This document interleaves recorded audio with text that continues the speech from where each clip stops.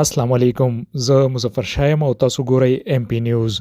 یو مهم خبر نه تاسو خبرو د سوات د لنډاکي چیک پوسټ باندې پولیسو یو مهمه او کامیابه کاروایی کړې ده چرته چې هغوی یو زنانه د چرسو سره گرفتار کړې ده.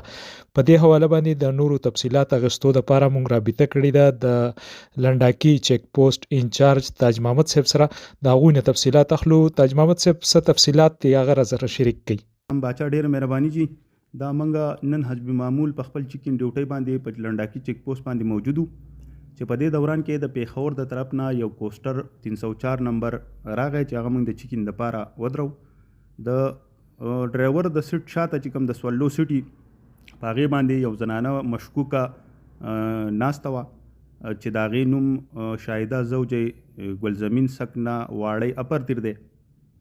دا منګه د چیکین د پاره وزیر لیډي کانسټیبل راکوزه کړه چې کله د دې تالاشي وزیر لیډي کانسټیبل واغسته شو نو د دې نه 3 پیکټه چرس یعنی کل 3000 ګرام برآمد کړی شو. دا منګه حسب ضابطه گرفتار کړه او چرس مالی مقدمه چې دنو هغه منګه قبضه پولیس کړه.